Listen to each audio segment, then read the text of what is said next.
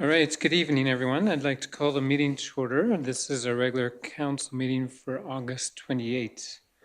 We'll start with a moment of reflection before we get into the approval of the agendas.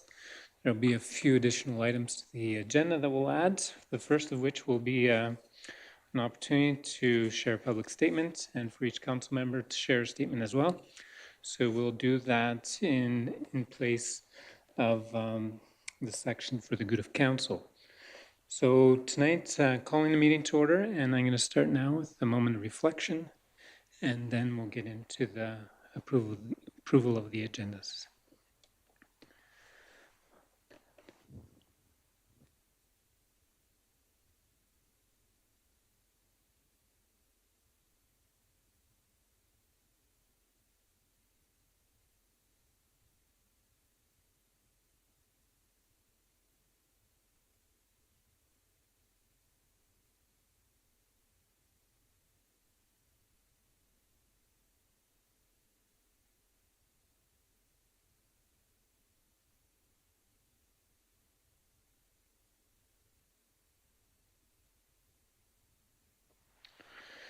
All right, thank you. So the approval of the agendas, we have two tonight. We have a consent agenda and then the regular meeting agenda. Is anyone wishing to pull anything from the consent agenda? If not, a motion to approve the consent agenda as presented. Councillor Henniger makes the motion. If there's no further discussion, I'll call to question. All in favor? Any opposed? Motion carried. Regular meeting agenda. I believe administration has some requests for additions as well. Councillor CAO Burdette.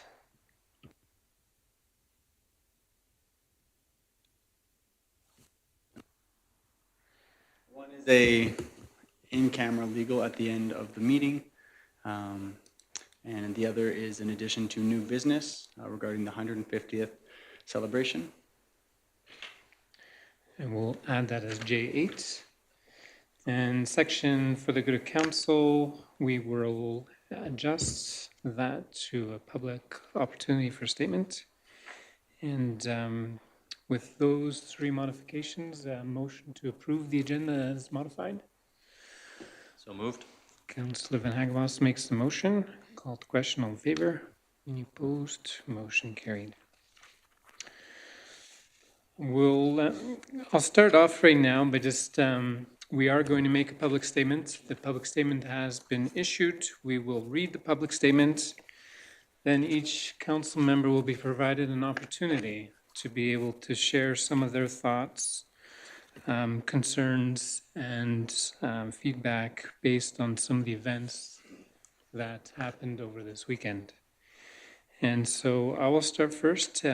Towards the end of that, we will also provide an opportunity for our commander of the local detachment, Christian Lafleur, to be able to speak, provide us a little bit of an update on the weekend as well. So I'll start with reading our statements. Dated August 28th, today at 4:30, our community recently witnessed acts of hate that left us appalled and disheartened. In times of adversity, we must come together, reaffirming our commitment to the values of inclusivity, tolerance, and respect that we strive for in our community.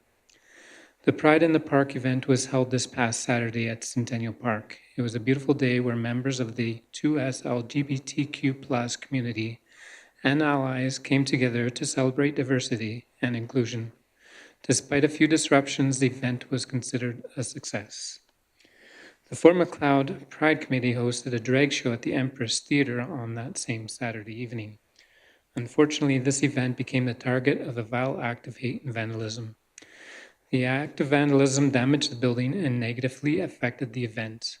This attack on our 2S LGBTQ+ community and the Empress Theatre is an assault on the rights of members of our community and our shared history. The Empress Theatre has long been the gem of our community, a place where we come together to celebrate art, expression, and togetherness.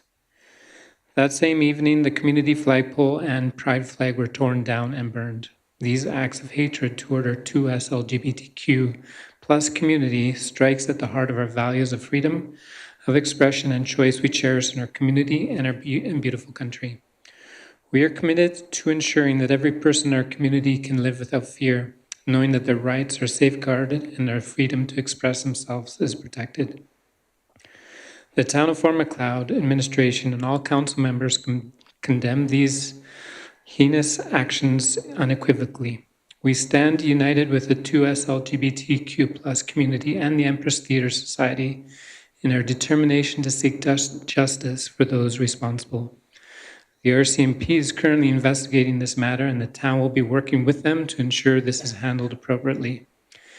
In Fort Macleod, we understand that we don't all see eye to eye, and we don't all have to agree on every matter. What we must do, however, is respect one another. These acts were carried out by a few individuals who do not represent the values of our community. We firmly believe that the majority of us are compassionate, respectful, and devoted to building a stronger, more inclusive Fort Macleod. Let's continue on this path to building a strong community. On behalf of your town council of the town of Fort Macleod. Along with that, I'll start with issuing a few comments on behalf of myself personally. And I would like to start by saying that I was grieved to hear what had taken place at the Empress Theatre Saturday night. I've been going through it in my mind, wondering how anyone can think what they did was good in any way. Organizers of the event were aware of people that were going to gather to pray for and or protest the planned event, and actions were taken accordingly to ensure participants stayed safe on both sides. But doing what was done at the Centennial Park event and the private Empress Pride event was nothing less than targeted hate towards one's neighbor. I do want to make an appeal at this time to the minors involved and their families to consider the actions that were taken, own the wrong in them, and make a genuine apology to the community and the Pride event organizers and attendees for their hurtful and wrong choices. Even though RCMP investigation and charges are being determined, I make this appeal for everyone's good. Abusive behavior and actions are wrong, no matter what one thinks might justify such behavior. Regarding comments that are being made about me being out of town this past weekend, I had planned a weekend away with our family for over a year. Leading up to my departure, I communicated with town council, with town staff, and the RCMP about my being away. Since our family camp was out of cell service area, I was not aware of what would happen until returning to cell service late Sunday afternoon. Lastly, we're all neighbors. Each and every one of us have immense value and worth. It was very disheartening to hear what had happened over the weekend, and I hope that as a community we can do much better together. Those are my comments, and I'd open it up to council members if they would wish to speak as well regarding this matter. Councillor Henniger? Thank you.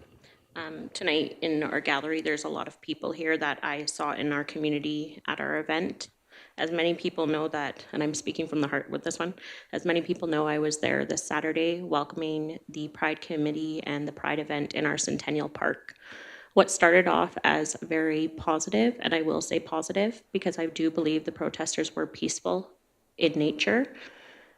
There was disturbances in the park that were noted, but in all, I believe that the event, we left happy. The individuals in that park left happy. I would like to address the individuals specifically who walked into the Empress and carried out the attack. You brought hate into our community. You divided our community. What you did destroyed our Empress Theatre, and it is not reflective of every person within our Dutch and religious community. You do not represent and carry that out and reflect our entire community. As a mom and as an ally in this community, I do not stand for hate. I will continue advocating for inclusive events in our community and holding safe spaces in our community for all.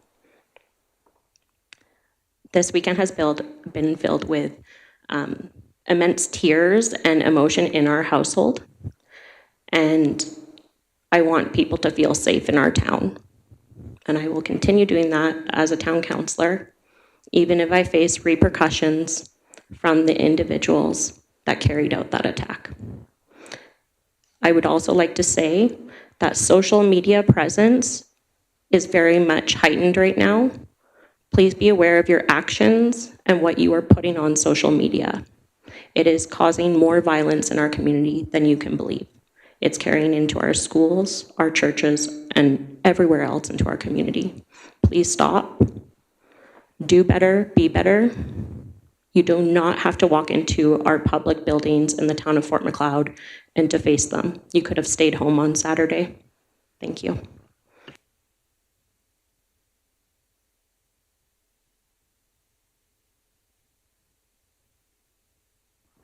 Councillor Venegas. I want to thank everybody for coming. I had, in preparation with this statement the town issued, I also had my own statement, which is along similar lines, but more personal for me. I'll just read it off. I had posted it on social media. In light of the events that happened last Saturday, the countless emails, media requests, and conversations, I wanted to share a brief statement. This is my statement. Actually, this part I can skip. It just speaks to being my statement. I personally hold dear, strong conservative Christian values. These values govern my personal life and my elected role as town councillor. In my capacity as councillor, I have always focused on doing what's right for my community. I have learned from many mistakes over the years and continue to strive for a better Fort Macleod. While I may not agree with the views or beliefs of some members of my community, I have and will continue to treat these members and all others with the respect they deserve. I believe in civil dialogue, especially when our community is so severely divided by the key issues of our day. To that end, I strongly condemn the vandalism and hate that was on display Saturday afternoon leading into Saturday night. These vigilante acts by a select few do not represent us. There is no justification for this hate. I believe I speak for many, if not all, that this behavior is not supported by the many faith-based communities that call Fort Macleod home. My sincere hope is that we as a community can come together on what unites us while being tolerant of our differences. And I also wanted to add, because I've been questioned by some in relation to my presence in the park on Saturday, and that is correct, I was there. Leading up to the event on Saturday, among council, and not myself initially directly with the RCMP, I was made aware that there would be a protest. I was also aware that there were individuals there that I knew. I had discussed with our mayor that I would look to make that I was looking to show up and obviously help make things stay relevantly calm. Sergeant Christian Lafleur can speak to that in my attendance. I had a long conversation with them after the fact. I walked through the park, and at the moment where they were looking to raise the pride flag, I spoke to that small gathering and I says, if you guys want to have influence on policy, on bylaw, this is not the way. That's exactly what I said.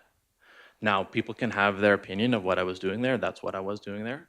And again, Christian Lafleur can speak to my attendance and the fact that with my involvement, things stayed relevantly calm. I did hear after the fact that there was some other things that happened. I was not aware of that. And like I said, I was there for about 45 minutes. So thank you. Councillor Monteith. I, as everyone else, was disgusted and disappointed in what happened Saturday night. There's no need for that type of behavior in town.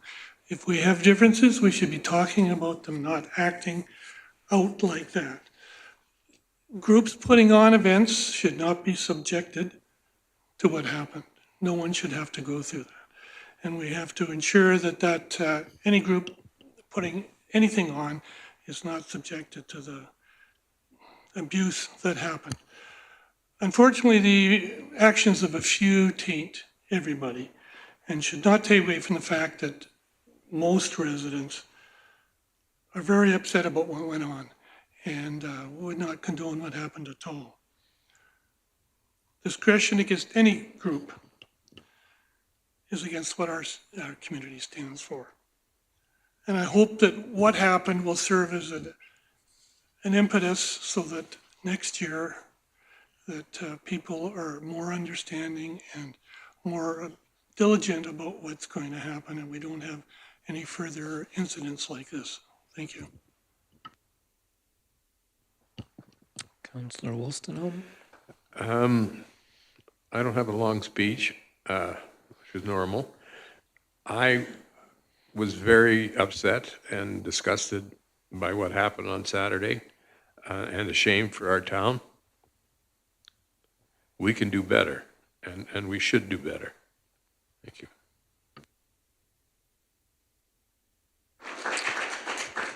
Councillor Fox? I have several friends that belong to the 2S LGBTQ plus community. When I played football, half of our team belonged to that community, and I learned a lot. They taught me things that I didn't understand, and I think a lot of that still resonates today. A lot of people don't understand what these individuals are going through and what they're trying to fight for. I am a supporter of everybody who belongs to the Pride community. I do also believe everybody is entitled to their own opinion. I don't stand for the hatred and the violence that resonated on Saturday. There's no reason for it. And as a mother, I can't believe parents would put that kind of hatred in their child's heart to attack people in that way. I try to instill kindness in my kids and teach them to accept people for being different. And it's our differences that make this world go round. If we were all the same, life would be boring. We need other people in our life. And we as council, we can't stand for this behavior in our community. We need to do better. We need to do more. Thank you. Councillor Poitras?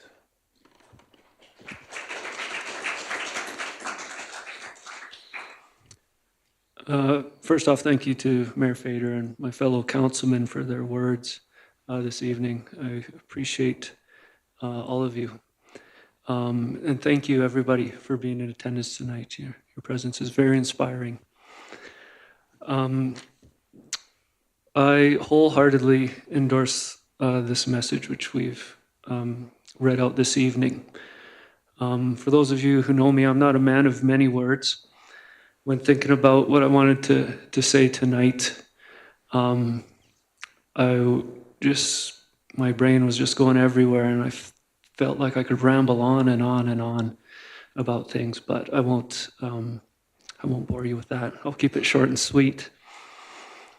As a young man, I was taught two simple lessons: treat others as you'd like to be treated, and love one another. Hate, destruction, and intolerance is not the answer and has never been the answer.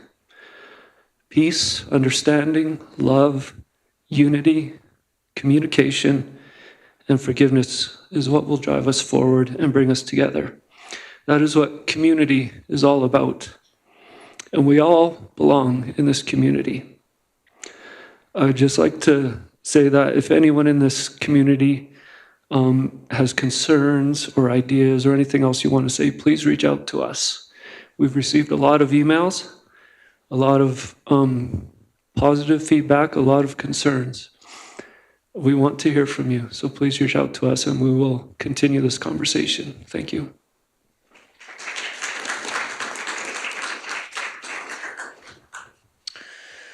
Any other comments from council? If not, I'd like to give an opportunity to Commander Lafleur to be able to give an update on behalf of the RCMP. Yeah, stand up or however you wish. Yeah. Do you? Okay. First of all, I'd like to thank the community for, I think,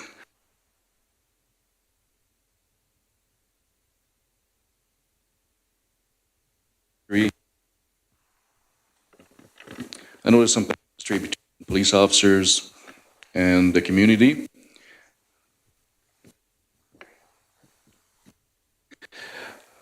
Me and my officers were made extremely welcome. It was a great feeling. And at the same time, we built ties and learned from each other. So we're looking forward to do that again and keep going. So thank you. Now, as for the events and questions, we are investigating. We've identified perpetrators, for lack of a better term. There's a couple of ways we can go. There's one, of course, that, the obvious one, going with criminal charges and so forth. And then there's the more effective way, I think. Maybe I'll just use my army voice so that way everybody can hear me. Thank you. Sorry about that. So the other way that I'd like and I'm considering is education and repercussions, right? We all know, we all remember what it was like when we were teenagers. Sometimes we did things that weren't smart. Sometimes we're put up to do stupid things by older people. Criminal charge and so on is one aspect. I met with the council today, and one of the things that I suggested and what I'm recommending to my leadership is that some sort of community service, so that they have to face consequences, but they're also given a chance to learn why the behavior is unacceptable. Okay, well, again, that's something that we're going to be looking at, right? There's going to be consequences we have to determine. So right now, we're in the middle of gathering all our information, putting it together, and then we'll determine from that. Earlier today, I talked with my superiors at the top brass of Alberta for the RCMP. They're looking at the overall situation. They're going to determine what's appropriate, right? At the end of the day, there's got to be some hard lessons learned, and there's going to be ways to do it. We have to show some compassion and try to get people to learn from their mistake, and there's some ways to do that or not. So while I'm doing that, while my superiors are doing that, we're going to be looking at everything. I'll keep counsel in as well. I can reach out as a representative, and we can have these discussions, so you won't be excluded. We just have to remember what it was like being teenagers and what's the best way forward. Okay? If I might interrupt, we don't want to be, this is not a public forum. I think if there's comments that would like to be made, they can contact the RCMP, correct? But go ahead. Sorry. The other thing I wanted to touch base, because it was mentioned, prior to the event, I did talk to the council, or some of the council members, as well as the members of the security services and everything. Anything and everything I asked was granted without question. I said, I want to block Main Street, done. Some of the things I wanted got done, no problem. I spoke personally with Marco, spoke with the mayor, I spoke with a few other council. What Marco was saying is true. He was there, but he was there advocating for peace. People have different views, which is okay. Charter right. You have a right to express your view civilly without violence. That's exactly what he was advocating. He's not saying that he was in agreement with everything, but the key message here, it was that violence detract from the message. If anything, my personal opinion from what I've observed in the last couple of days, this event is so polarizing that it has accomplished way more for supporting your community that if the event would have gone without a hitch. People are so outraged by it that you're getting way more support than you would have got otherwise. That's great. It's important to come from inside the house as well. Yes. And it shouldn't take violence. All right, so these are not up for debate. Everybody keeps saying everybody's entitled to it. Not about human identities.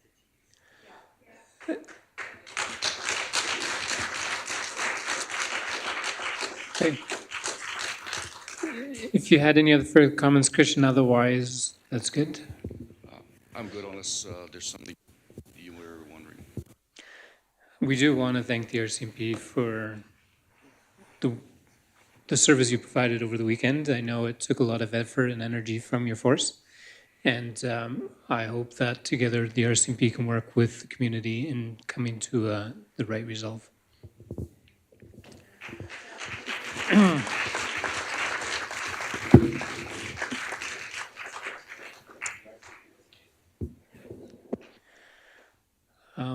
So that being said, CEO Burdette, yes. Yeah, I think I'd be remiss if I didn't take the opportunity. I know it wasn't provided me, but just to speak to the weekend and everything that happened. I mean, we'd been, as Sergeant LaFleur said, kind of preparing because we caught wind of things that were going to happen, and so, you know, trying to make preparations, working with the Pride Committee, trying to make this the best it could. And I was so hopeful after the event in the park. I was like, yes, no issue.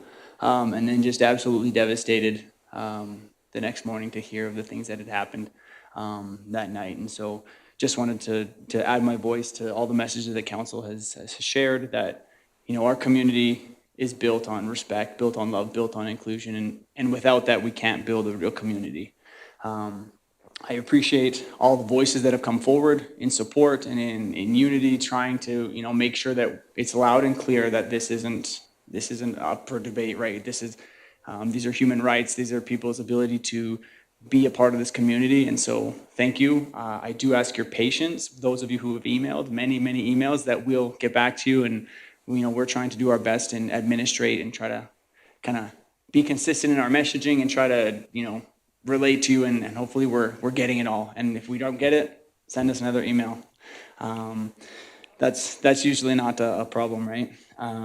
One thing that I've appreciated with council during this process is that everyone, like you heard today, everyone was opposed to these actions. Everyone is against the hate, against the 2S LGBTQ plus community, against the division and violence.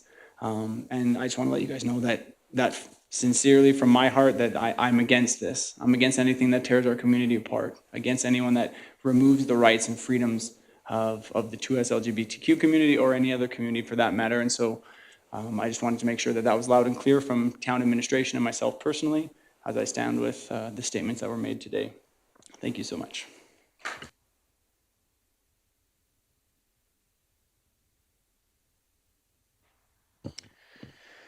All right, unless council has any further comments, we are going to move ahead in our agenda. I know this does not conclude the subject matter. There will be more discussion and more discussion among council as to next steps and opportunities there. So that will conclude this portion. We are going to move on to the regular meeting. We do want to thank everyone for their emails, for coming out tonight.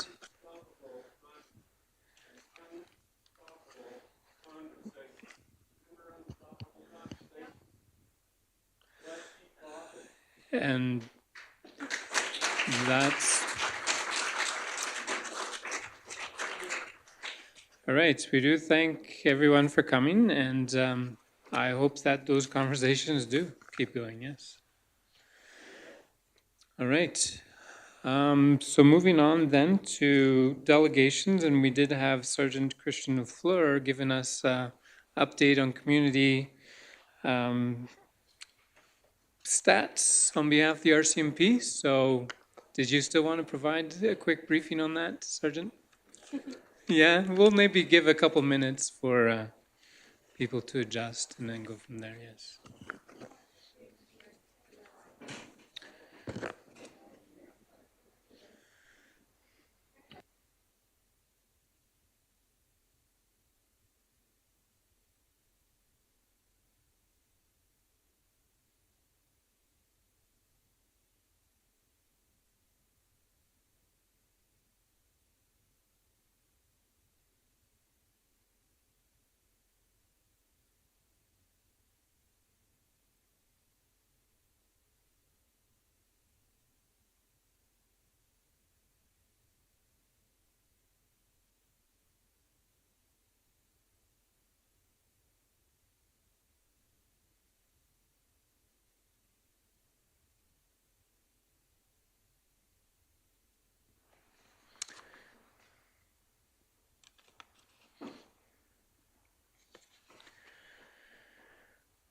All right, thank you.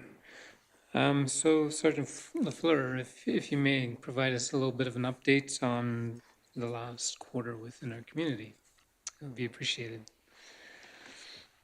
No problem, Mr. Mayor. First part I'd like to talk to is crime reduction and our efforts towards it. In all three of the categories, we're on our way to surpass our goals, and from last year as well.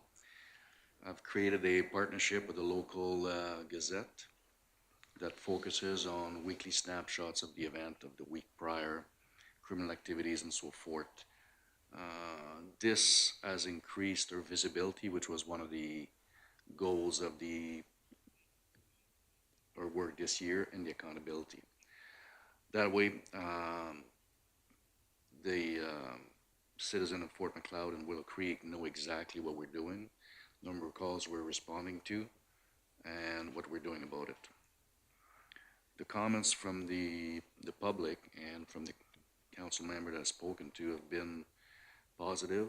Several members of the community have advised me that every week the first article they read in the Gazette is the crime snapper. So we're working on increasing that even more. I'll touch base on some of the programs that we have going and trying to establish as well. Second priority was the enhancing the road safety. One of the concerns that was expressed to me by the members of the community and the council was the number of accidents, the number of traffic complaints, which, you know, having the main highway cutting through town is a major component to that. To remedy that, we've done several driving behavior enforcement, several check stop in concert with the sheriffs, the RCMP traffic units, and different other detachments around here. There's more forthcomings on that. There again, in the first quarter of this month, we're looking at basically, we're almost a third or two-thirds of the way exceeding our goals of what we set for the whole year. One of the problems that I'm facing, and you're gonna hear that it was the same thing last year, I'm hoping to get this addressed fairly quickly. I am short on manpower. I have one member that is desk bound on administrative duty for the time being. Till that gets resolved, that person's not allowed to go and actually police the community. I've just losing a member. Her last shift was this weekend. She's going to Fort McMurray. Her replacement's already here. But what that does, it's out of 5 constables, it still puts me down to 4 constables. We're going to get training for the constable that are not trained in radar, laser, and that should improve our stats. In the meantime, myself and my corporal, we're trying to pick up the slack, and that's why you'll see us going to calls and helping out the constable to meet the needs of the community. Like I said, I'm hoping that the administrative process that's hampering my constable will be resolved fairly quickly, or that I get a replacement.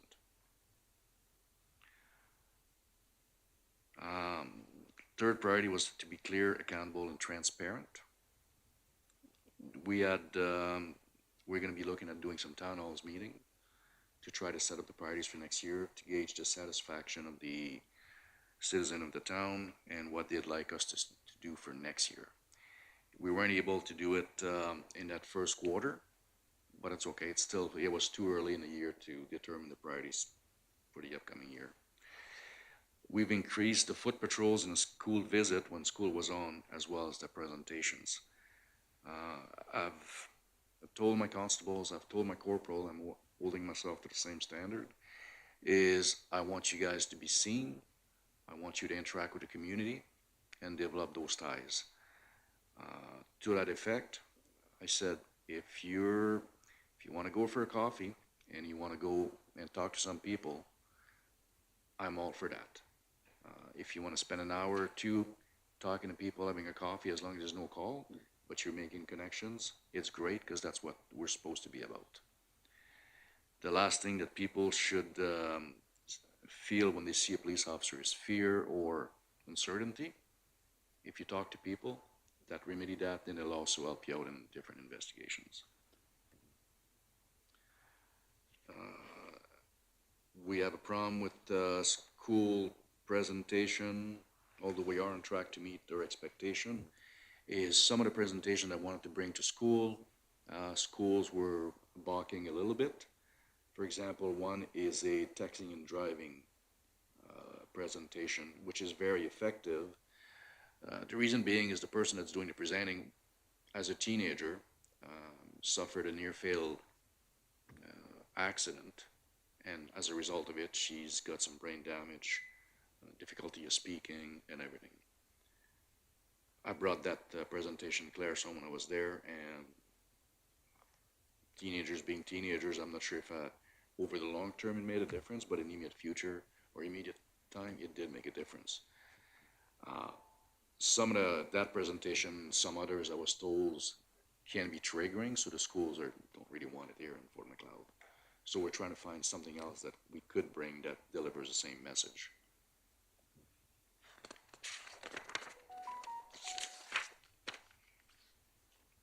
One of the things that I'm also doing to remedy the shortage of my constables or manpower, if you want, and in line with the road safety, is I've touched base with Mr. Mayor and a few other people as well, is once a month, and I'd like to continue with the town, obviously with the council's blessing, is I've trialed bringing in a traffic member once a month in the evening, preferably a weekend, to focus solely on traffic infractions, solely on impaired driving. It's been effective. My main criteria, which will also increase your visibility, my main criteria though was that if I'm bringing, and this is the speech I'm giving him, I'm gonna bring you in for 8 to 10 hours. Your salary is gonna cost this much. I expect double in tickets. What that does is that, as silly as it may sound, any ticket that's issued in Fort Macleod, the money comes back to Fort Macleod. If I'm issuing a ticket on the highway out of town, well, money goes to the province. So when I'm bringing those shifts in, it's strictly for the town of Fort Macleod. It's not a money generator, but it increases your visibility. For the time being, it reduces the speeding offenses in town and everything. And we've had several impaired drivers that were taken off the road where they wouldn't be. So like I said, this was a trial. It costs obviously money to bring the salary for the members to do this. So I would like the council to consider going forward with that once a month. And then if it's not something that the council wishes, then I'll just stop bringing that one member in for that. But it's a discussion that you might want to have, and please let me know. As far as the statistics go, or their person crimes, most of the crimes went down as far as different categories. Other criminal code were a little high, but it's kind of a catch-all. Like we can have missing person that's not really missing, but it increases the statistics. So some of those, as you see weekly in the Gazette, is we have the Nokowa Center that just about every night, 1 to 2 teenagers run away. So it's classified as a missing person. It becomes a criminal code just for statistic purposes. They're not missing. They're bored. They're running away. They're coming back. But it still counts as that. Traffic prevention code, criminal code traffic went down. The reason for that is we're moving away from impaired drivers, criminal charges. The new program that we have is provincial sanctions. It is a fine. The driver gets his or her license suspended for a certain amount of time, depending on the number of offenses. The vehicle gets towed. We found that is way more effective than arresting somebody on impaired charges for criminal. The only people that are actually making money are the lawyers. It drags to court, and it is one of the most contested case laws, if you want, in Canada, because they're making their living out of it. With the provincial sanction, that takes that out of the equation, and the effect is immediate. So that went up because we're more effective at it now. Drug went down. Of note, though, in the last little bit, we arrested 3 of the main drug dealers in Fort Macleod. We recovered weapons, significant amount of drugs, and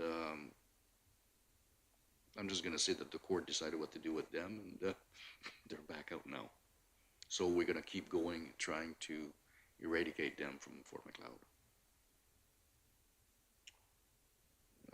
Bylaws are up. We're starting to issue more bylaw tickets and so on.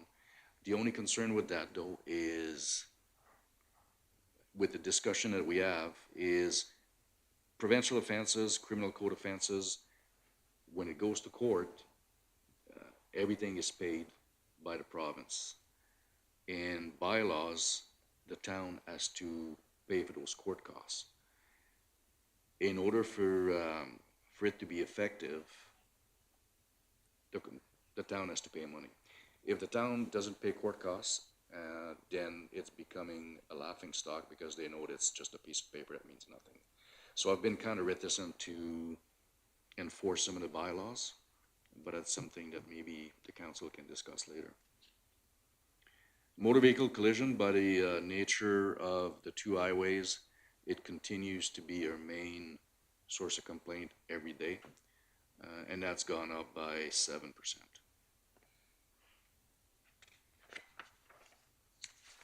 As I said, for my staffing, I have 2 public service employees. I have 5 constable, 1 corporal, and myself. Out of the 5 constable, 1's not working, so that technically that puts me down to 4 working constables. I have been bringing a lot of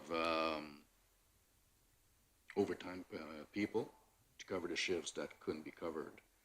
And on occasion, my corporal and I also had to go out and do the shift instead of doing the job that we're supposed to be doing. We're actually going to calls, which I like doing in the first place, and I like to monitor my constables are doing when they're working, so that works out somehow.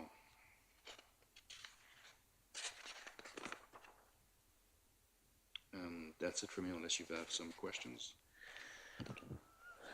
I don't think so. I know you mentioned a few items regarding costs, so I think those are things that we need to consider during budget, just to see what that would look like, because that season is on us as well.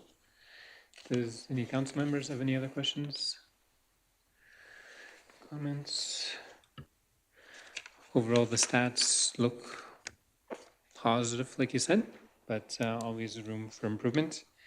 And if there's anything else that we can help with, whether it's, I know you were talking about town hall meeting, I think that's always a good opportunity. So if we want to piggyback on something together, then I think Anthony or Lisa would be the person to talk to. All right, if there's no other questions, then we want to thank you for coming tonight, Sergeant, and wish you and your team the very best. Thank you.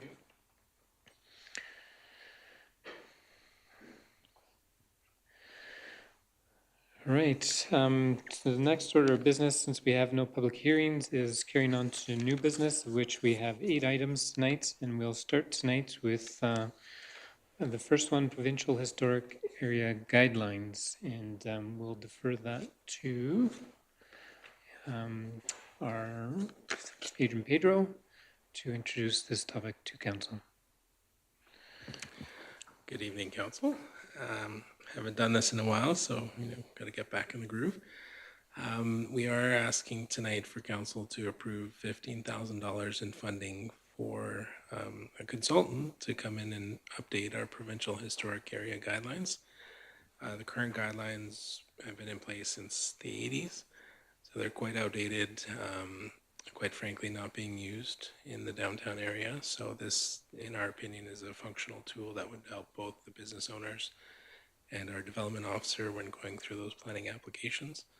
And then it would subsequently tie into what's called a heritage management plan, which would be the ultimate goal for the provincial historic area from an administrative perspective. So we did go through the RFP process. We are comfortable with the proposal from JM Gartley Design Studio. So they are quite well versed in doing these guidelines, and they do have some provincial experience. So the intent would be to award it to that firm, and then we've incorporated a bit of a buffer for some contingencies there. Very good, thank you.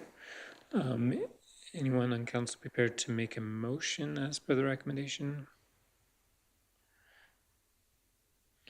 Councillor Monteith, so the motion will be that council approves funding for the Provincial Historic Area Design Guidelines Update Project with an anticipated budget of $15,000. Any further questions for administration? Not a question, just a comment. Comments, think- question? We have previously discussed this. I think this is a great idea and hopefully provides some clarity in relation to developers, and what can and can't be done is ultimately the goal here. So, perfect. Okay, if there's no other comments or questions for administration or debate, we will call to question. All in favor? Any opposed? The motion to approve funding has been carried. Moving on to new business item J2, subdivision referral from the EMD of Willow Creek, and we'll ask our Director of Operations, Agent Pedro, to speak to this one as well. Kelly's not here. Very good. Thank you again. So fairly straightforward subdivision application we received from the MD. It's a property to the west of town, just at the Highway 2 and Linden Road intersection there. So that landowner is wishing to subdivide into a smaller parcel. And so because they're in the 2-mile radius, they do have to consult the town and ask for any comments. So that's council's platform this evening. From an administrative perspective, we don't have any concerns with the application. So. All right, based on the recommendation, does anyone wish to make a motion to accept this information? Councillor Poitras makes the motion. Any further discussion or comment? Seeing none, we'll call to question. All in favor? Any opposed? Motion carried. Item J3, Proclamation Development Officers Week, and we'll ask our CEO Burdett to speak to this one. Thank you, Mayor and Council. So the Development Officers Week is to publicly recognize the work of our municipal employees in planning and development for the improvement of the town of Fort Macleod. We've attached a draft proclamation. We don't have a very big planning and development department, but we do appreciate all the work that they do, and this is provincially kind of the week set out, and so we'd recommend that council proclaims that September 19th, 2023 to September 22nd be designated the Alberta Development Officers Week in the town of Fort Macleod to recognize our development officers and their commitment to public service. And we really appreciate all the work that Kelly does and that gets done in our town. Very good. Anyone wishing to make a motion as per the recommendation? Councillor Wolstenholme makes a motion that council proclaims September 19 to September 22 to be designated Alberta Development Officers Week in the town of Fort Macleod and to recognize development officers and their commitments. So the motion's on the floor. Any further comments? I would agree the work that they do often is not recognized because there's a lot of detail and a lot of work that goes into ensuring all the bylaws and so on are done appropriately and accordingly, and I know it can get them into trouble sometimes where they can face a lot of opposition or resistance, and that can't be a fun place even though they know that that's what they're required to do and we're required to do by law. But as council, I know we can always work together with them, and we are working hard on improving our land use bylaw to ensure that it can work better for them, because I know that can often be the obstacle as well. So On behalf of Town Council, we look forward to proclaiming that week as Development Officers Week. So with that said, if there's no further discussion, we'll call it the question. All in favor? Any opposed? Motion carried. Item number 4 is a policy that we would accept as information, and we'll ask our Director of Finance, Chris Holbeck, to speak to this one. Good evening, Council. This one is just up for Council for information. It's an administrative policy. It's just one of those kind of weird one-offs that came up, and we followed a process, but we thought we probably should formalize the process in a policy for the future. So what happens is the town owns property, and those properties are exempt under the town's ownership, so we don't pay ourselves taxes on those properties. And every now and again, we sell a property to a private landowner. So in this case, the property was sold to the private landowner, and in the month of June, late June in fact, we received the change from the assessor, changing the status of that parcel of property from exempt, which was when we owned it, to taxable for the new property owner. And when a property is sold and it goes from exempt to taxable, there's a portion of that year that the new property owner pays taxes on, which is just par for the course. But in this case, the change to the property was given to us from the assessor in late June. So the tax clerk, because she's an efficient woman, processed it immediately and sent out the revised tax assessment to the new property owners with their tax owing. Except it was like maybe 10 days and the 11% penalty came down. And so we found that there were 3 of these properties, and the people just didn't have enough time to get their mail, process it, and write the town a check. So they were a little bit flabbergasted that we wouldn't give them a very equitable timeline for them to pay their taxes to the town of Fort Macleod.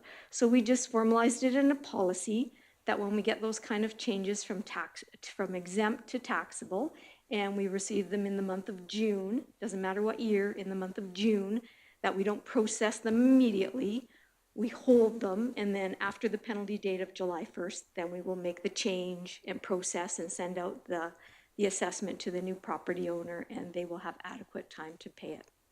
Yeah, we were kind of, it's never happened before, so we just thought we better, just end that little loophole that was very unfair to 3 of the taxpayers in the town. So we did enforce the policy as you see it, and the penalties were reversed for those 3 properties. So it's just in front of council for information tonight, and just, fun facts in case you're at a dinner party and you want to talk about town policy. That's all, we all love to do that. All right, that being said, anyone prepared to make a motion to accept this policy as presented?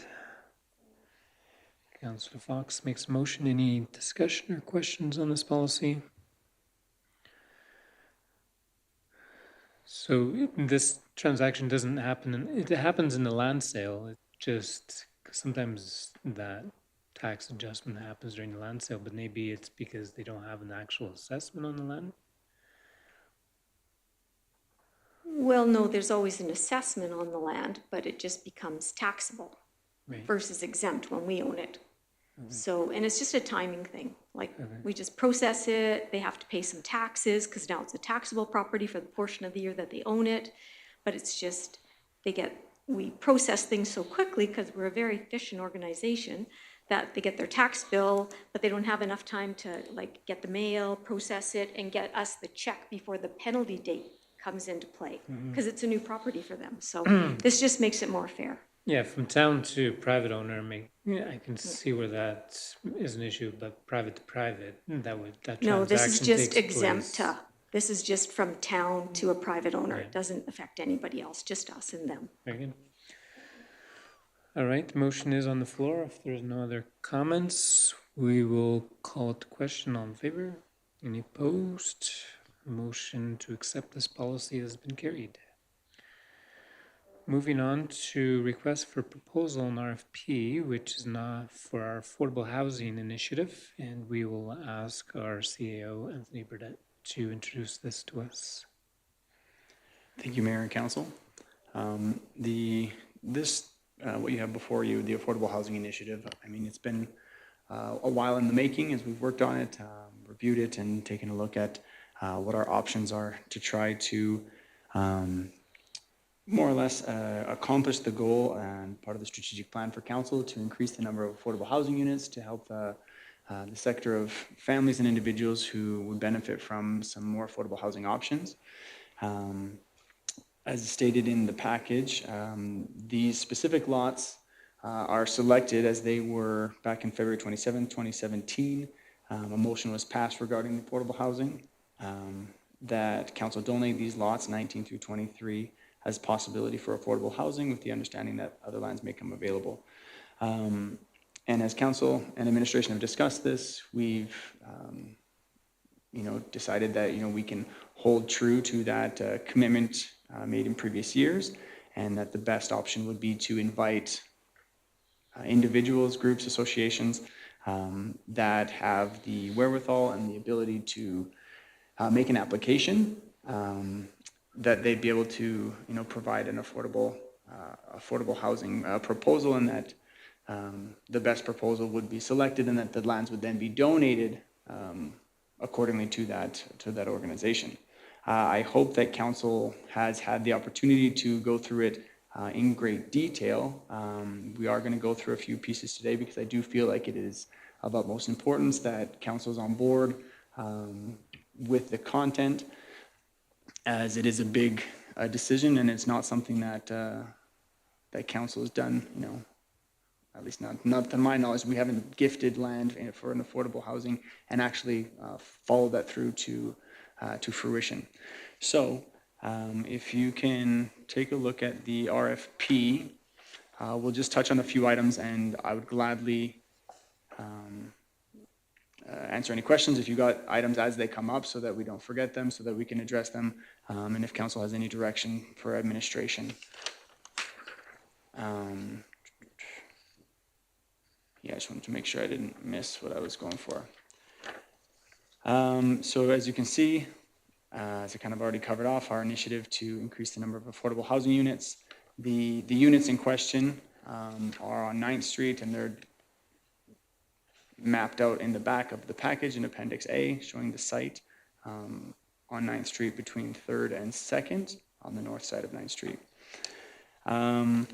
Some of the important items and the criteria that we've selected on what it is we're trying to accomplish very much mirror what the province requires for their provincial funding to give to successful applicants. And so we wanted it to be more or less the same thing so that our criteria was the same as theirs. We'll skip the introduction as I kind of covered most of that already. Project overview, as you can see, the market rental rates that comes from CMHC. Those are the rates that CMHC tells us. They say, hey, these are the rates, whether or not they're accurate or not, those are the ones that are given. So that's our benchmark. And so the factors of 60%, 89%, or 90% are always based on the rates given to us by CMHC. So we're not just, someone can't just pick them out of the air. They have to be the approved CMHC rates. And so that those are there to set that benchmark in addressing the affordability of the units.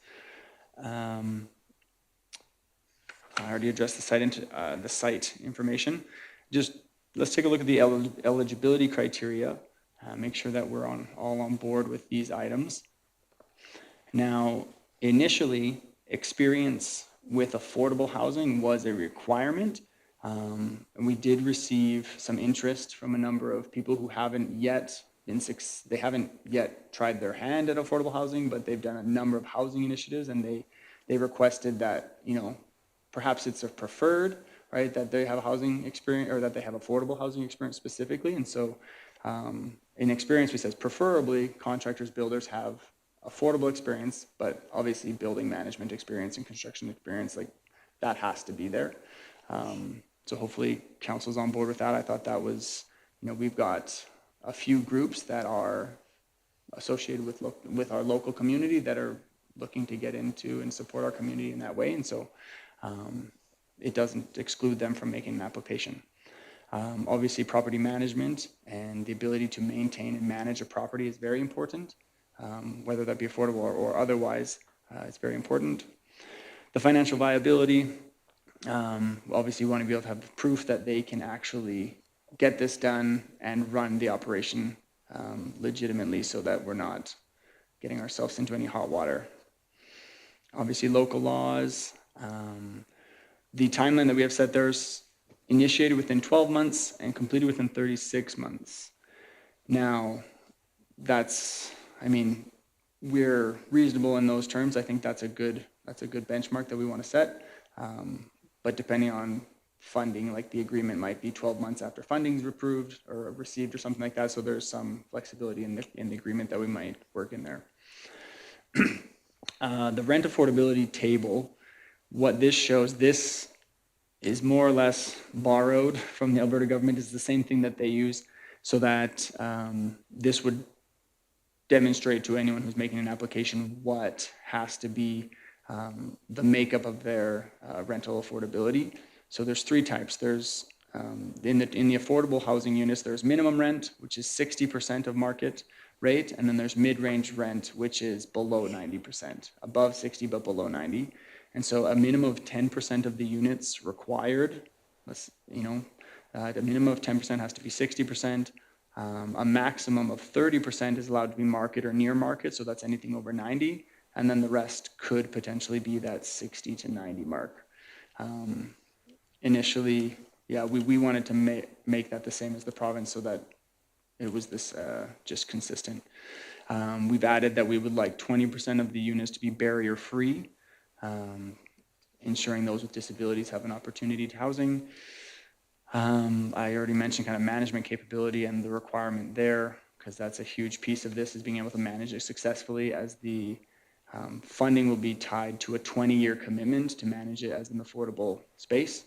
So that's a considerable amount of time, and consistent professional management will be required. Experience in social issues is obviously an asset. Then there's a number of details on the proposal requirements. We won't go through all of those at this time. Adrian was great at helping us with this. He's done a lot of RFPs when it comes to other building projects, and so I'm confident that the information that we've put together in here is reasonable for what we're looking to accomplish.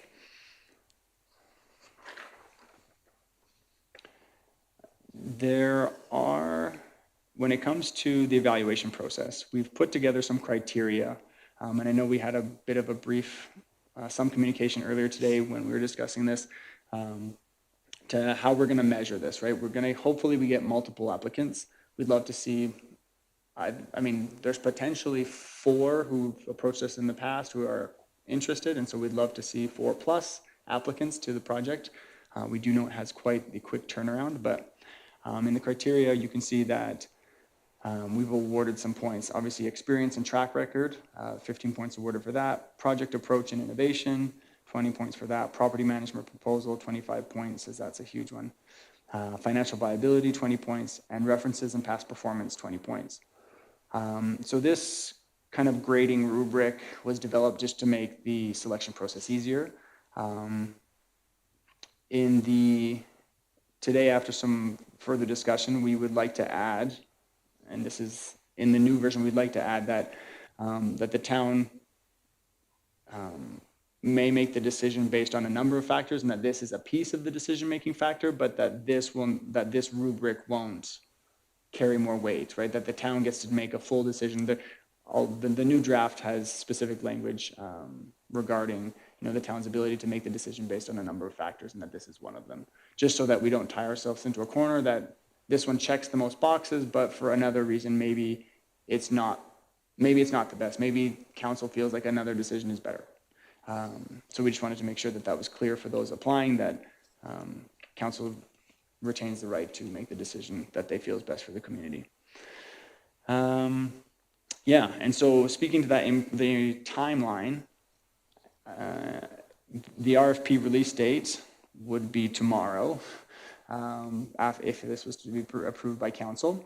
The deadline for questions, so whenever someone has a question, we let everyone know the answer to that question so they all have equal information. That would be in a week's time, September 5th. Proposal submission deadline would be September 10th. And then we'd have to have negotiation and contract award September 12th, which is our next council meeting. And council might be thinking that that is an insanely tight timeline, and it is. And it's based on the next round of provincial funding. Application closes October 15th. So we need to have, if this is something that council, that we are supporting and trying to accomplish, we have to give them ample time to get their submission in. And then even then, the funding, we're not going to know the funding until, I think it's January. And so there are some logistical challenges that we're going to have to figure out there. But I think that's mostly what I wanted to cover to make sure that we were all on board with the criteria and the kind of the rubric so that we know how we're going to measure up the applicants that come in. Yeah, so that's that, and my recommendation is that that council approve it, approve the RFP, and that we can get it sent out and we would publish it so that it's available to any interested parties. All right. Thank you, Anthony, for going through the proposal and giving us the highlights. I think it's probably best that we provide a little bit of commentary on it first, perhaps, on council before we ask for a motion, just to make sure if we have any edits, we're clear on what we're approving at the tail end. Does anyone want to start with any recommended changes, questions regarding this proposal?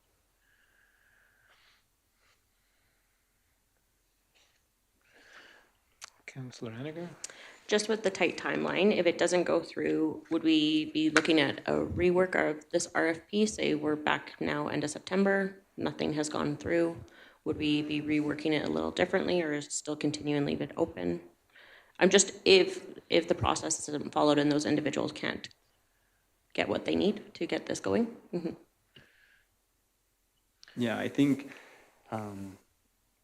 that would be, it depends, right? Like, I mean, I think that this RFP is sound, and we've tried to cover off the bases so that we're giving people an opportunity who have the expertise to provide what the town, that we've agreed that is in need of. But I mean, we know 2 weeks is a tight timeline, right? Like 2 weeks from today, like maybe they're not successful in getting that, and maybe we have to review and say, okay, they all contact us, we see that they can't get it in that timeline, maybe it's, maybe we have to extend that, and we would do that by council motion, right, if we needed to change the parameters of the RFP. Mm-hmm. Councillor Monteith? The thought process there is that this isn't going to work unless you get government funding. So that's why the tight timelines is so that people can get the application in for this stage of funding. We don't know if any more funding will happen after that. So that's why we want to give the opportunity to these people to get their funding request in while there's still money available. So that's why the tight timeline. And if people can't meet it or don't get their money, then we're going to have to extend it. But we're giving them the opportunity to apply. And if additional federal provincial funding comes available for housing, that could still work then, correct? I know they're kind of targeting the one provincial grant right now, but it seems like provincially and federally, there's a lot of talk about homelessness. So there could be a chunk of money that comes available next month that we don't know about currently.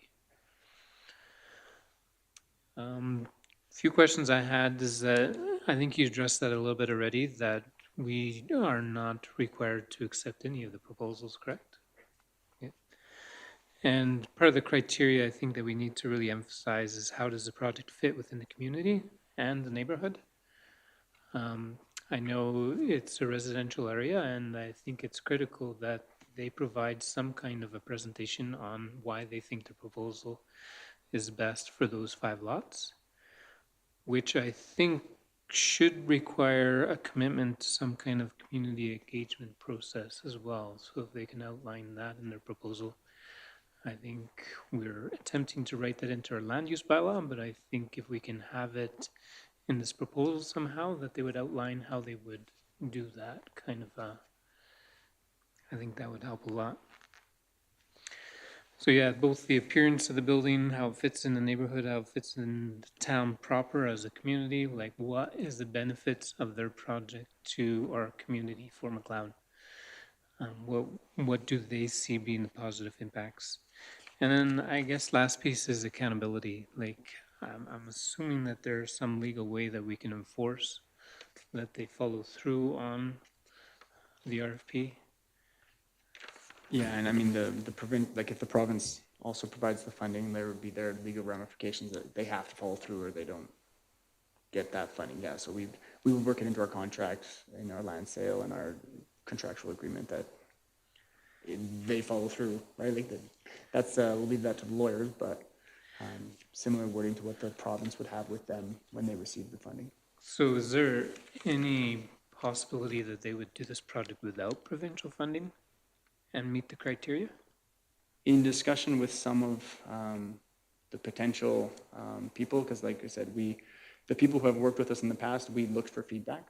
And so everyone that we knew in the housing market, we would look for some feedback on this. And one of the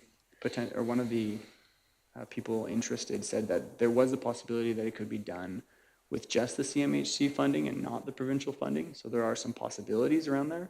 They're just not quite as attractive, right? Because you can get both. So yeah, possible, not impossible. And we were asked if the town, let's say provincial funding isn't an option because of this tight timeline. It was asked of the town whether or not there was some kind of thought that we could, I know we're not interested in building or managing anything, but if there was some type of grant that the town would be interested in coming up with if we had a successful applicant, but provincial funding flopped and there was no more provincial funding. Yeah, I guess the bottom line, what recourse do we have to ensure that the project goes ahead as they say it would? I'm not sure how that would look. Yeah, I mean, the same recourse that, you'd have to take legal action, right? You'd have to take them, it'd be written in the contract that they provide this, this, and this.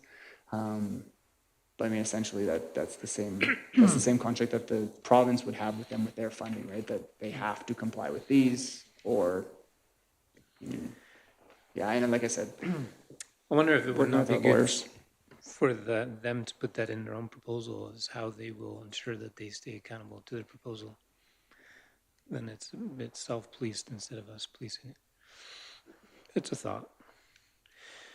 Any other comments, questions?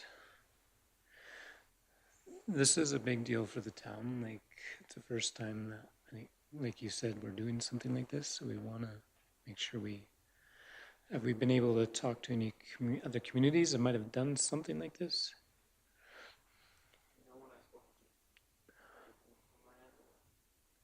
But we've talked with others, obviously our housing liaison worker and a few others in the industry that have helped. Yeah. Okay.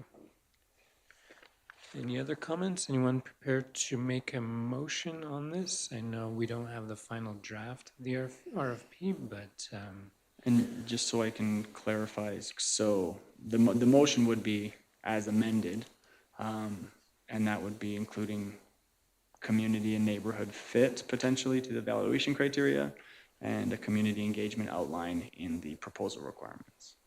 That's the gist of what I got. As long as council is good with that, yeah. I think those are good additions. They both have community in them, so I think they're on the right track. Mm-hmm. Councillor Monteith. So Councillor Monteith makes a motion to approve the For McLeod Affordable Housing Initiative request for proposal as amended. Any further discussion? Debate? Seeing none, we'll call it to question. All in favor? Any opposed? Motion carried. Thank you very much. Moving on to item J6, which is an FCSS provincial funding update, and we will defer to, doesn't say in our agenda.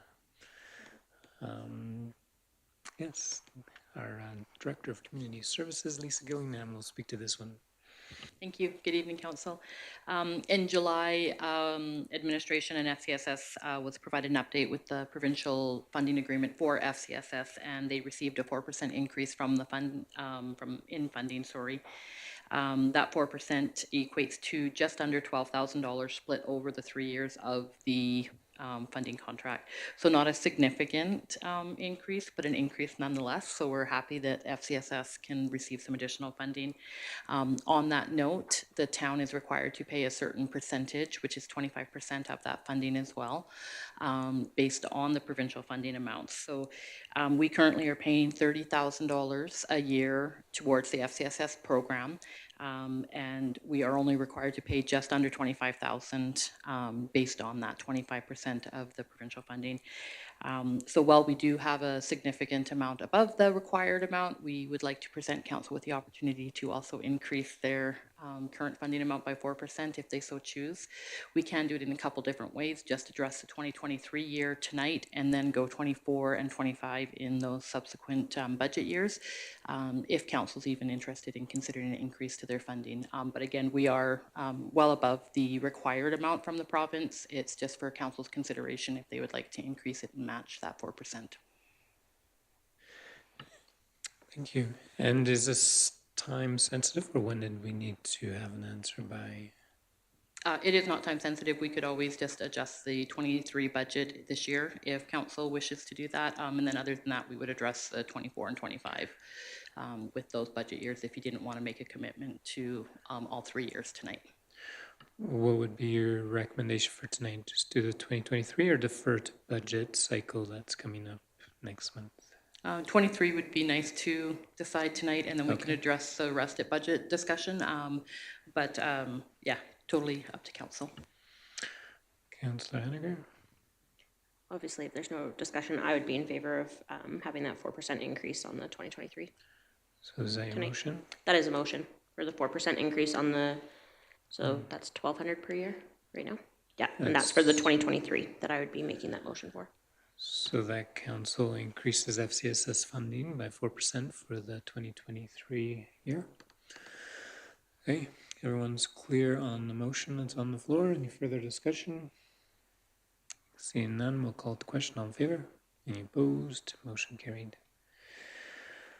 Moving on to item J7, MD Willow Creek Library Board appointment, and we'll ask our Director of Community Services, I believe, Lisa Gillingham, to speak to this, unless Miranda is. That's okay, I can speak to it. Sure. I don't have my papers right in front of me, so I can't recall everything, but what I can tell you is that we missed an opportunity to appoint Marianne officially through this council. The MD has recommended that she be the board representative on the library board, and so because we didn't motion it, we're actually outside of the Library Act, and the Library Act requires us to have a motion of our council approving their council representative. So basically tonight we are looking for council to accept the Municipal District of Willow Creek's appointed Representative Marianne Sandberg to serve on the Fort McLeod District Library Board for a 3-year term. It should be noted that she has been on the library board for several years. There is also a clause in there that does speak about the number of terms that a councillor or any member can hold. So she has exceeded that number of terms. So we do need to pass this tonight with at least 2/3. I believe, yes, 2/3 of council has to approve her appointment because she is in excess of the number of terms that you're supposed to serve. I'm sure look pretty odd if we didn't approve this. So anyone prepared to make a motion as per the recommendation? Councillor Fox makes the motion. Any discussion? Seeing none, call to question. All in favor? Any opposed? Motion to appoint Marianne Sandberg to the library board has been passed. Item J8, which I believe is an additional item we have no information on, and I believe our Director of Community Services, Lisa Gillingham, will introduce this to us. Sure. I'll actually ask Councillor Henniger, who is the chairperson for the 150th Community Celebration Committee, to start the conversation on this. This is the beginning of a discussion that we're going to have with council eventually, but Yes, we have a lot of fun things planned, but fun costs money, so we are well aware of that. And we have met recently, I can't remember our last meeting, last month, and we are looking for a budget at this point, or at least a rough budget. We are not approving a budget tonight, but we are very, very excited next year to be celebrating Fort Macleod's 150th. And that is on the long weekend leading up to Canada Day. So the event, based on our planning, would end on Canada Day at the fort, but it would be Thursday evening leading up to. There is talks of artists and bringing people in, but that does cost money, and half of those individuals will not even quote out the town of Fort Macleod or our event without a rough budget estimate. So we are putting it in the hands of council tonight to have this discussion of, can we give a rough estimate? This isn't writing, and this is not putting it in stone, but it does help us move and get some traction. And these individuals within the artist community, they book out well in advance. So as much as I would like just anybody, it does cost a lot of money. And who is our individual that grew up in town that, oh my gosh. Ron No. Sakamoto? Yes, but there is individuals that are going through the right avenues, and they are giving us 3 different levels. We can go all the way up to like 100 and 100,000, and we're like, no. I don't think the town of Fort Macleod wants to pay for a $100,000 one-time concert. I think we can all agree to that, but we do need to give some sort of budget idea. And if that looks like a fundraising effort, a matching effort, I would just like to have the discussion tonight because we are kind of in limbo at this point. sorry, if I could also just add to, we are also exploring a couple different grant opportunities. So there may be an opportunity for us. There's a grant that you can get up to $100,000, and the municipality would have to provide $25,000 towards that $100,000. When those opportunities come, we will come separately to council asking for those permissions.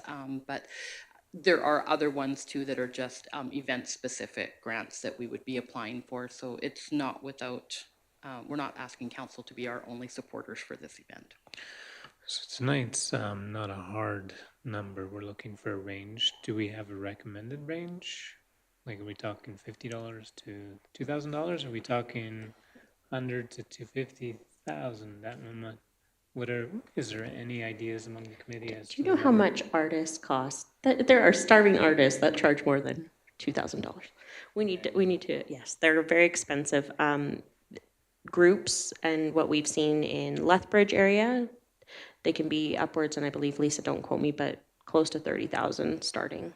And we're talking, but this is also being of consideration that maybe we need to charge for the event, things like that, to get money back into the community.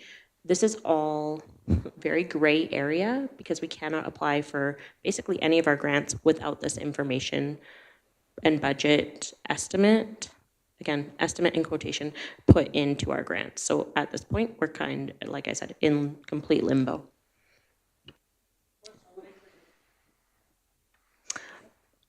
So I believe our 150th group is going through Tourism Fort Macleod to apply for the grant.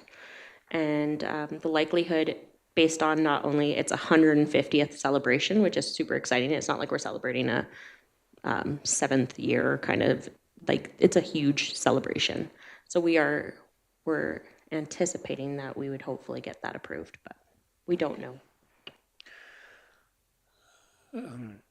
Yeah, I'm a little it's hard to know. I don't know if we need a larger discussion at the community as a whole. Like, I know we can throw out a rough number, but maybe it's still way too low. I also forgot to mention the grant is like due in what, a few weeks?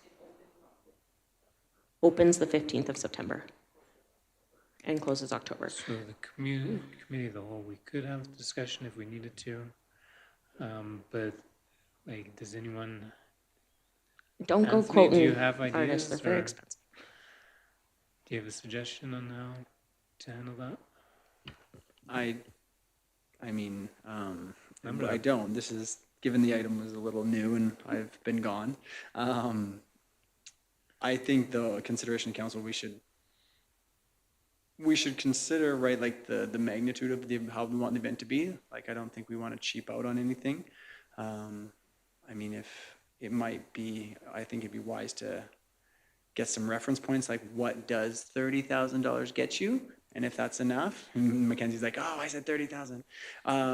Just, right, because that doesn't mean anything to me. Like, I don't know what $50,000 gets you for a show.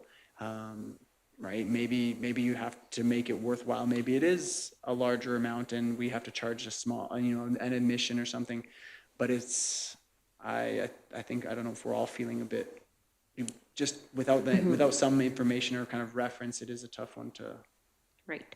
I do think we were given a few different points. 1,000 to 10,000, 10,000 to 50,000, and then 50,000 plus. And that was kind of what the price ranges were being thrown around. So we would like to just know, again, this is with the intentions of getting a grant and then doing further fundraising, asking corporate sponsors to come in. We are not putting this all back on the town. We are a very small but mighty group that understand that we cannot host this event and put it on taxpayers. Okay. I think the 10 to 50,000 range is broad, but will work for tonight. Thank you. Like, we're in the dark here, but. Well, I think overall an event like that, I'm thinking it's going to be in the range of 150. But obviously we'd aim to get grant money to cover the majority of that, right? Like, there's not going to be a small amount. It could be whatever else that's going on in the community as well. And no offense to the artist community, we might put that out and not like that particular artist group that comes back, because we are going to work with a person who's going to bring us back a group of and a list of individuals. So I think the range is probably 50 to 150. Is that what I'm hearing? Sky's the limit with that one.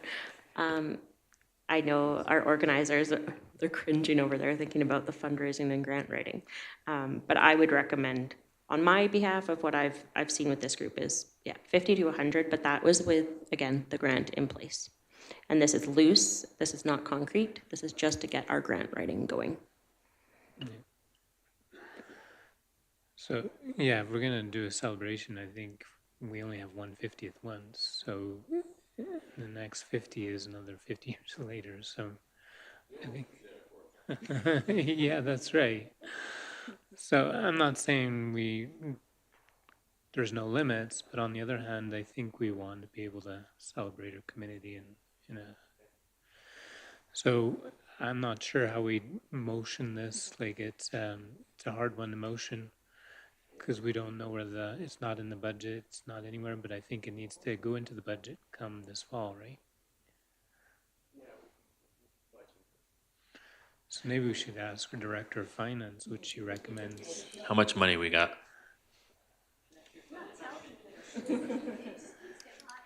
I think we could just motion for information at this point that we would be okay with documenting that amount loosely in our grant writing. Would that, I don't need to use the word loosely, but. And that's total cost, like you mentioned, we could have that it's, free of charge for residents, and that if you're from outside the community or something. I don't know, but that could be the total cost of the event, and then we have revenue coming back in, right? I will tell you, there's a lot of corporate groups right now already coming forward saying, put my name on anything that's around this amount. Like, we're hoping for a weekend long. We're not hoping for one concert. Like, we are really wanting to make this an awesome celebration for all. Okay, Good. 50 to 150, like. Beautiful, love it. All right. Sorry, that's my opinion. Yeah, I think we need a range like that, and obviously if we need more, it has to be fundraised. Right? Or fundraise as much as we can. All right, so I don't think there'll be a motion on this, correct? Oh, Chris, you wanted to chime in, sorry. Okay. Yeah, just a sec here. So maybe what you want to do is get the amount and then just refer it to the 2024 provisional budget. And then I'll put it in there. But it can change for the final budget, because Mackenzie's getting all the money. And add Chris Thank to you, your. put that in the paper, Frank. And then add Chris to your planning committee.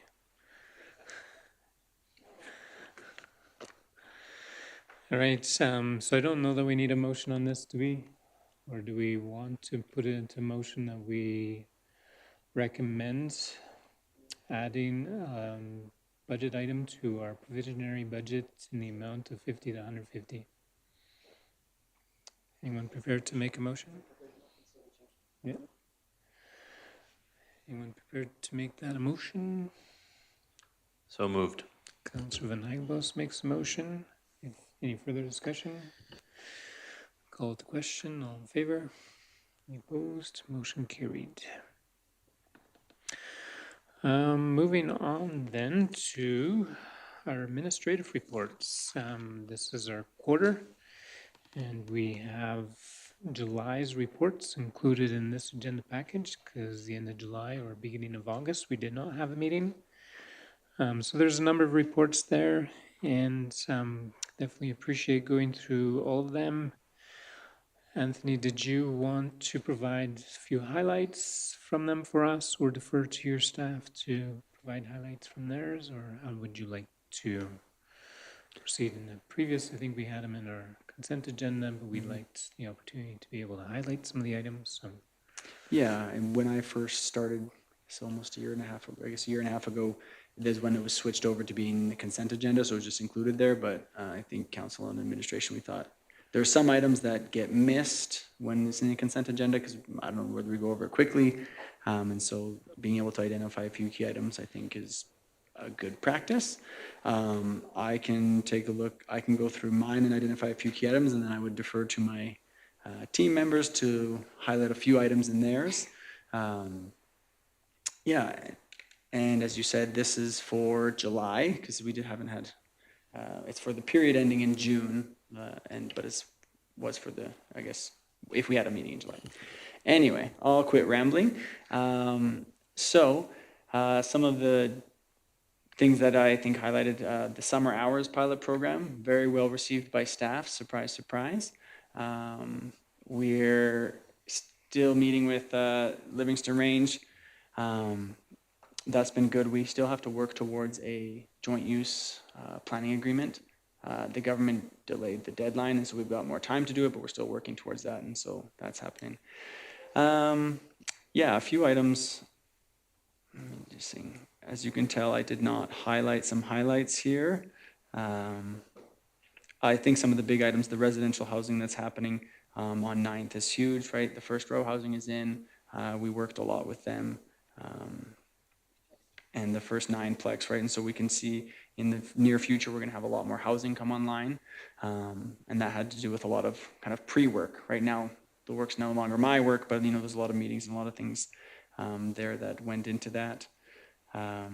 Working a lot with McLeod Landing, getting our list of potential buyers, potential people who are interested in lots there, trying to get as much information we can, so that's an attractive option, and packaging that so that we can get the sales we need to continue to fund it. Yeah, that's probably what I'll highlight for now. Attended a lot of grand openings in the spring. Everyone was having a grand opening or a re-grand opening, and so got a lot to rub shoulders with a lot of businesses. Right, Davis Dodge, House of Cards 1-year anniversary, South Country Doors. So a lot of opportunities to get to know and get to know better some of our community members and businesses. And one of the items in there that at that time was a plan and now has since happened is the hotel study by Cushman and Wakefield. So they did indeed come here and they went to the site and they talked with businesses, came and talked to us, talked to the chamber, and they, to gather their information. And so they've done their field work on that. And so we're just awaiting their report, and that'll come to council and to the chamber as we've kind of jointly done that. But yeah, the other two things that are included with mine is the motion list, which we keep track of when motions are made so we can keep track of what needs to be done to get them accomplished. Miranda is very integral to that process as she keeps track of all that. And then to demonstrate to council, and we went over this in a committee of the whole, I believe it was, our strategic action plan to also demonstrate when we're getting things accomplished that are part of our strategic plan. There you have it. Any questions for our CAO on his report? Seeing none. Adrian, would you like to do yours next? Oh, sorry. I'm jumping queue. I was just Okay. going around the room in order like this. Sure. Yeah, so mine, I think, will highlight a couple of things, or at least one or two in each section. As council can see, there's quite a bit in there, and I don't do that intentionally, but we've been busy. So under the Public Works group, I think there's kind of two things to highlight. It seems to be it's been the season of sewer issues and curb stop issues. So we had, 3 major breaks behind Main Street that we needed to deal with. And those have since been dealt with. And so we're actually relining this week there and getting that done. But that was quite a lot of work for our guys. And we have actually 4 more residential sewers and or curb stops that need to be repaired.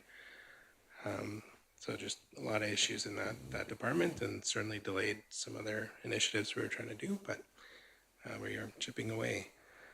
And then the other item in that section would be the old dump site. So we have actually since completed all of that tree chipping, and we've gotten rid of the entire pile, which was quite impressive because there was quite a bit. Right, so we do have pretty eager businesses and landowners who wanted that material. So I think it was a worthwhile investment. And although it was costly, it certainly reduces that risk of something happening out there again, which is what we were trying to avoid. So I think that's something we would have to do on an annual basis. But of course, now our volume is much less. So in our plants department, that one is pretty smooth.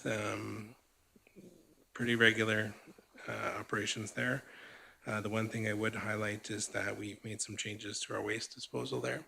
So it should lead to about a $10,000 a year savings in that department.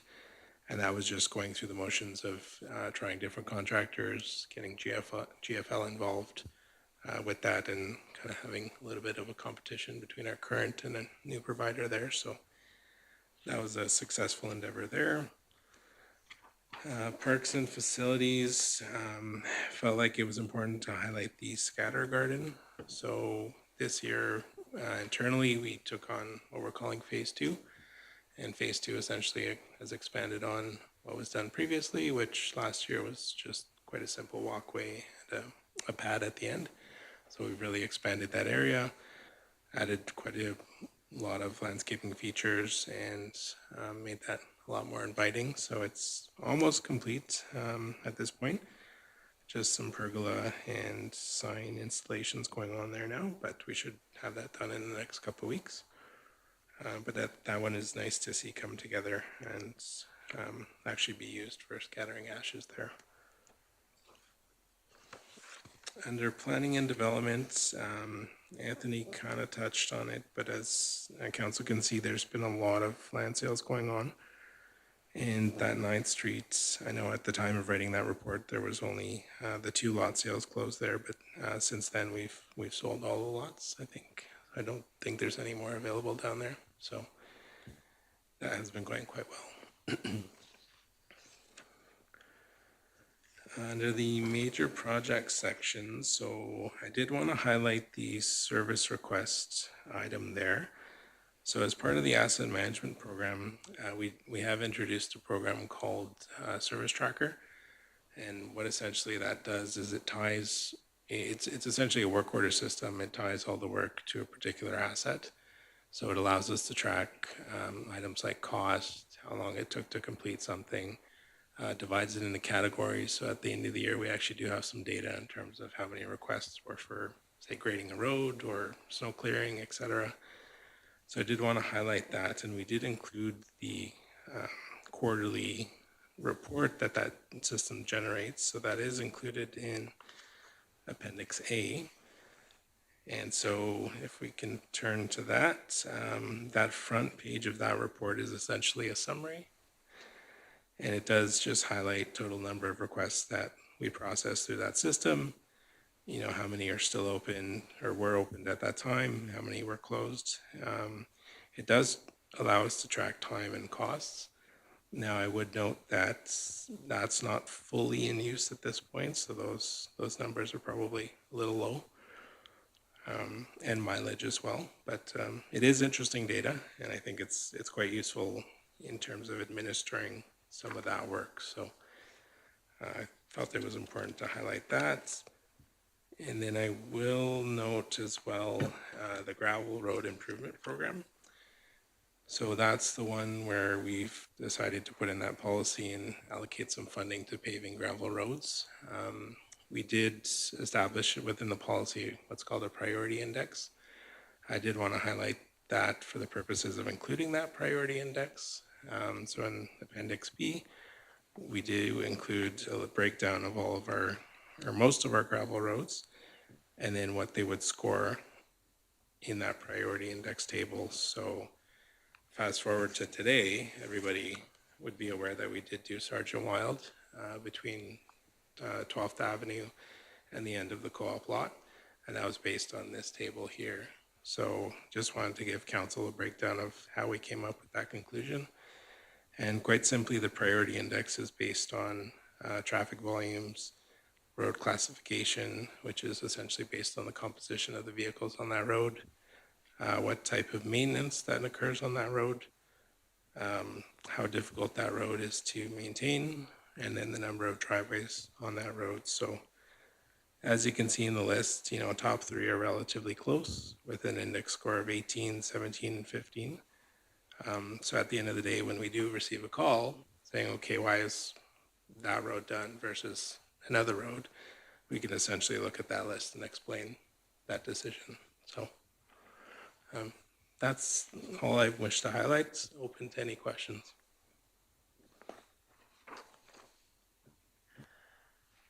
Thank you. Anthony, does council have any questions? I think the reporting structure is pretty amazing, no? That's going to be quite beneficial to identify where our resources are going, to report statistics. Any other questions? I have one, and maybe you've already spoken to it in your report, but solar panel installation says 75% of panels operational. Is that still where we're at, or is it currently 100% resolved? That has since been resolved. Okay. So we did have an inverter issue on one of the banks, but that new inverter is in place and we're producing at 100%. So. Okay, thank you. Yeah. Looks like you need a few more projects to do, though. Kidding. That's a lot of things all happening simultaneously. Nice. All right, if there's no questions on that, thank you, Anthony, for giving us the report. And if we have any questions, we can definitely reach out, I'm sure. All right, next up, Director of Finance, Chris Holbeck. Thank you, Council. Unlike my geeky counterpart from operations, I don't have any appendices in my report. So this will be real quick. So I guess if I'm gonna highlight a couple of things, one is gonna be that we were, under taxation cemetery accounts payable, the museum, the Fort Museum was successful in their grant application to Young Canada Works, which gives them the grant for the cemetery registrar position that they hired last year, which came over to the town office and does the registrar, they're the people who look at the old cemetery records and make sure that we have all the right information in all the right places and put it on the new system that the Director of Operations has, MuniSite. So that has been funded again. I was over helping with interviews for the intern position and we found a suitable candidate. So they're offering the position, and it'll be an 18-week position from September to February, and hopefully we can get most of those old cemetery records up to date. We're very excited. This is the second year for it, and it's going very well. And then the second one is under records management for me. I am up to 1982 for minute digitization, so I am like, oh, wow. I only have like, I don't know, 20, 40 some more years to digitize, but I'm gonna get there. Oh, you're not going that way, you're going this No, way. I'm coming forward. So Okay. 1982, I was like in the 1800s, and everybody comes in and goes, "Did you read this? It's fascinating." I'm like, "No, I'm not reading it. I'm managing it. It's a record. Stop reading it. I got to get through another 40 years, people." So yeah, we're busy. We have we're pretty steady in the summer, and then we ramp up in September, and then we go full throttle right till the end of June when taxes are paid again. So. Yeah, there's my little spiel. So if anybody has questions, I'd be delighted to answer. Thank you. What happened in 1982? I don't know, like every now and again, there'd be some minutes that, like the year that I was born, I read the ones in December because I thought, oh man, that'll be interesting. But there was a lot of things about typhoid, and I don't know, like they're fascinating. So once we get them on a public facing forum where the public can go back and read them all, it'll be just fascinating. But I think the 80s, it's a lot of bell bottoms and, disco. So I don't know. It'll be fun when everybody gets to read them. All right, thank you, Chris. That's appreciated. And Director of Community Services, Lisa. Sure, thank you. I just have a couple of things. Again, reminding that this is from April to June, so it's maybe a little bit old, but we do have our new tarp up by the Tim Hortons that promotes shopping downtown, and turning left ahead, not necessarily the next left or whatever. So that was corrected really quickly. We also launched our new website in May, and it went really well. And we're getting lots of compliments on it, the aesthetics of it, how easy it is to find information, and how much information is on there. So that was a good project. It was a very big team project. Every department worked on their own information.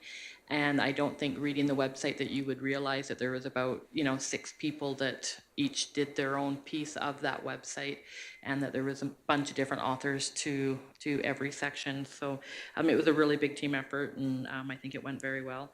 Then the other thing that I think was probably one of the funnest things that happened for us was the community cleanup barbecue, both with all the school students that came out and did it in the afternoon. That was awesome. We had over 130 students and teachers that participated in the community cleanup during the day, and then they came back for a barbecue, and then the community participated in the evening barbecue, and that's always a good, fun event, and nice to see everybody out and helping keep our community clean.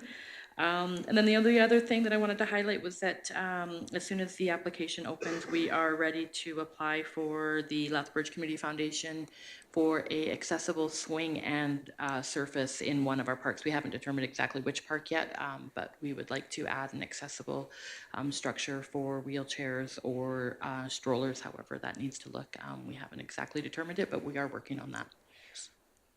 Thank you. And regarding bylaw enforcement, any big highlights? Sure, I guess I should. Steve Pothcadou is back with us after Wes Noble put in his resignation. He was the one who covered for Wes when he was on leave of absence, and so we're happy to have him back. He is working hard out there for us. He's working with dogs a lot again, and still. But when he was here on his term, he hardly dealt with dogs at all, and that's what we hired him on, knowing that we had a dog problem in town, and he didn't do hardly anything. And almost the day that he was back, it's been dogs. So he definitely knows what we were talking about. It was just a little delayed. So, but he's doing good. He fits in. He's a good fit with the team. So Nice. We're happy to have him back. All right, any other questions for any of our senior staff members? If not, we want to thank staff for doing their quarterly reports. They definitely are good to review. And with that, motion to accept the reports as presented. Councillor Fox makes a motion. All in favor? Any opposed? Motion carried. That does conclude the public portion of our meeting. I'll request a motion from council to go in camera for one land sale item, I believe it was. So moved. Legal items, right? Councilor Van Agabas makes a motion, call to question, all in favor? Any opposed? Motion carried. Thank you.